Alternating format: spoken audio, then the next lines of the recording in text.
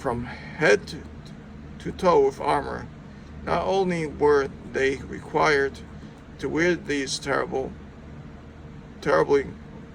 uncomfortable, heavy, suffocating uniforms, but in fact they wanted to wear them.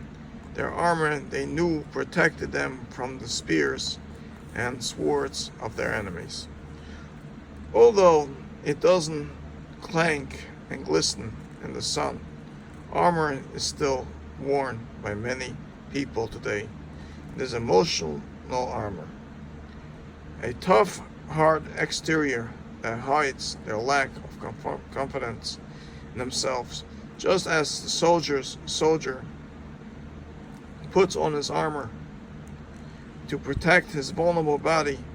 People who wear emotional armor use it to protect their vulnerable self-image, while most people can accept themselves even if they make the occasional mistake. People with a weak self-image cannot stand being discovered to be wrong or lacking in any way. That's true. That's true. In other words, some people would always rather say that someone else is wrong than they're finding themselves as wrong. Tehillah was not the most motivated student, mostly because she found the work confusing. Instead of admitting to herself or anyone else that she lacked some academic abilities, she taught herself to see academic achievement as a waste of time. When her teacher announced an easy contest, her friends spent recess discussing the topics on which they might write. This whole thing is so babyish. An easy contest. Why are we second graders? Tehillah said. I don't know why you're wasting your time on it. I guess if you don't have a life. The problem with armor is that it doesn't just protect the person inside. It repels the people outside. People who try to make themselves invulnerable to criticism often do so by displaying character traits that make them more likely to attract criticism. They appear cruel, uncaring, and immature. Right? It's very true.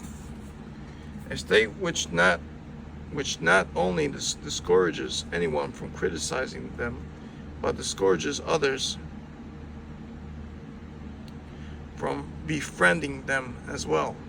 Furthermore, their ferocious front is see-through.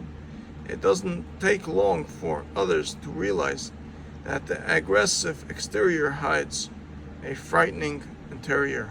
They soon perceive that the brave words, "I don't care what anyone thinks mean. If I let myself care about what others think, I might be crushed by their disapproval." Thus, the armor does not succeed in protecting its wearer from the poor opinions others have of her. In fact, it can cause much of that poor opinion.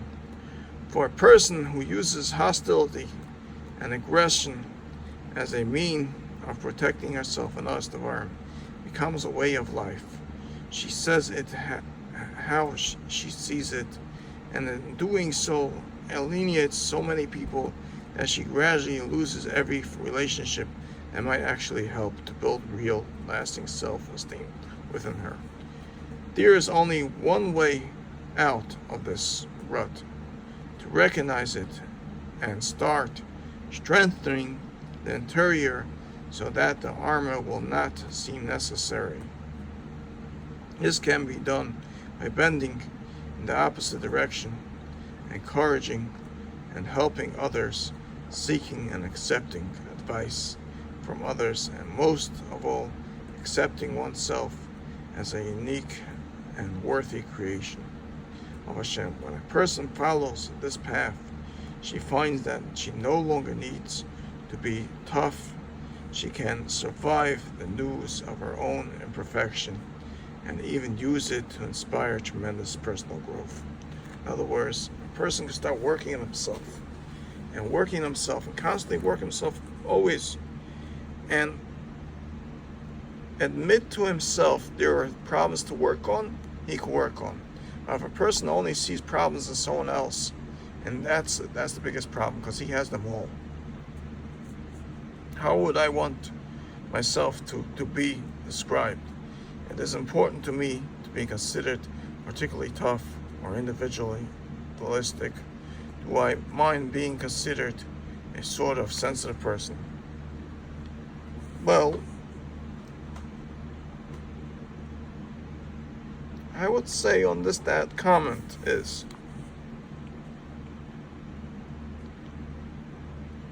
the person should be noyach. He should be noyach limoid. He should be easy to learn. He should make himself easy to accepting things and learning and learning. Like that, he doesn't be so sensitive. What if a person develops armor because she has experienced a great deal of pain and difficulty in her relations with others? For instance, what if she has some physical trait that has brought her ridicule? How can she learn to live without the armor? In other words, she has a disability. People have disabilities. A lot of people have blemishes and disabilities, a hard time learning. But it's not an excuse. You have to work on it and achieve. Like we say, the best refuah is Torah. A person can be in thousands of pills, and when he starts harving in Torah, you see all those pills work away. One by one, he won't need eventually all those pills. A person can have the Torah, which is the best refuah.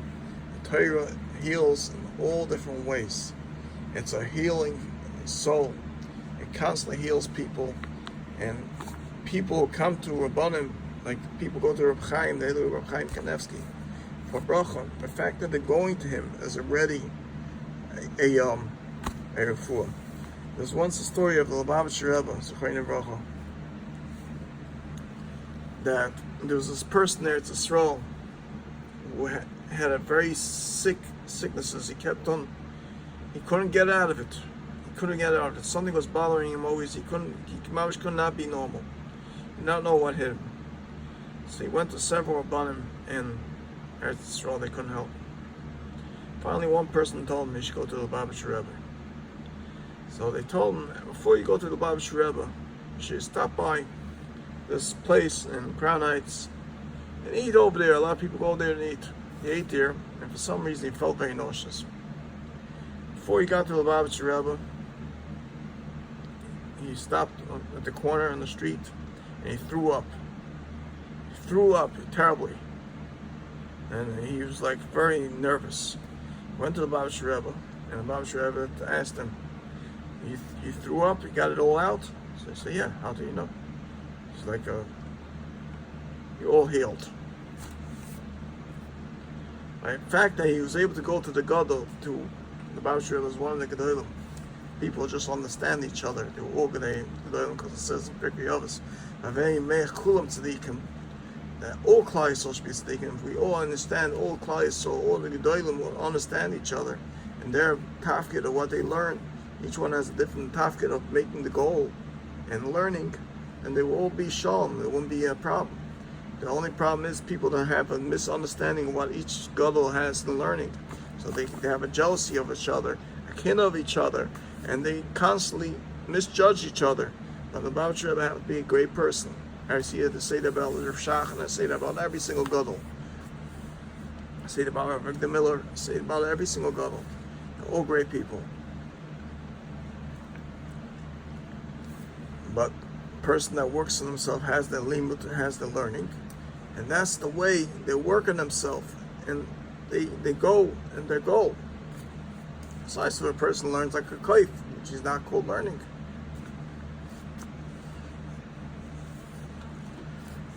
Chofetz Chaim, loving kindness. Now, I want to bring down, before I go into this book, because I saw a story in this week's parsha, before we go back to the Chofetz Chaim share, I want to go on a certain part in the Torah. I think it's Pash Shoftim actually. It brings down, let's go back to the Chumash share basically.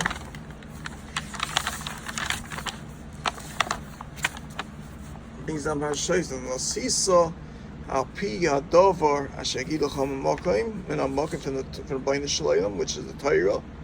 Hahu asher yivcha yehava shemarta nasis kachol asher yerucha. Whatever it tells you, al pi Torah asher yerucha al mishpat asher yom lecha tasev leisos medavar asher yagidu lecha yom espal. You shouldn't look on yourself to turn right, left or right, to find a ways out, like to deal chas v'shalom and drugs to make business, which is one of the things to go wrong.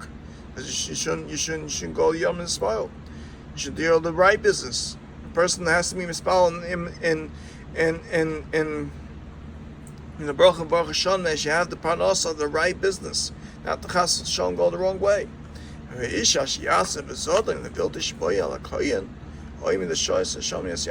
the Torah, the Kohen reads the Torah every single day.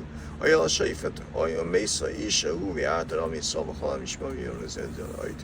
other words, a person who goes in the wrong way of the Torah and to do different things to make manasa, chas v'shalom, to do different things, to do drugs, he's really chayav misa. So I don't feel bad that chas v'shalom a yid gets arrested for dealing with drugs, things like that. I don't feel bad for him, because the Torah says straight out, you shouldn't take sheikhah, you shouldn't do fraud. If you're doing with drugs, you chayav al pi Torah also. So in other words, if you get arrested, I can't blame you. I can't blame you. You're doing something wrong. And also about this week's parashas of Torah, it's brought down that about Yeshua ben Nun sent the two meraglim to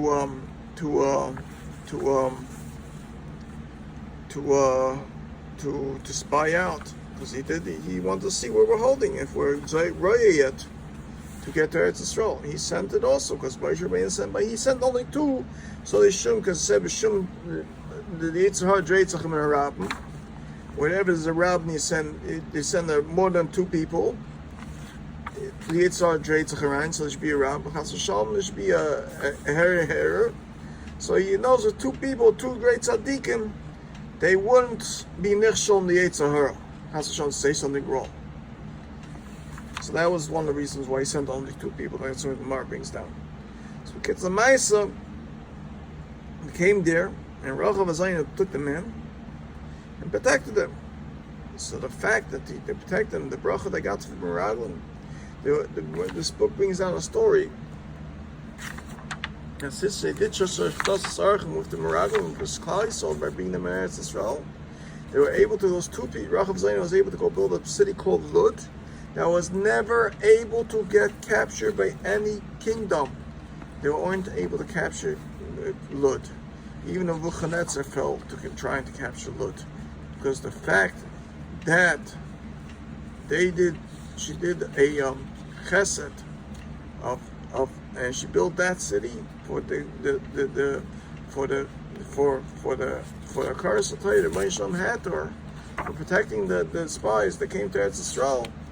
And she built that city, and it was so powerful that nobody was able to conquer it.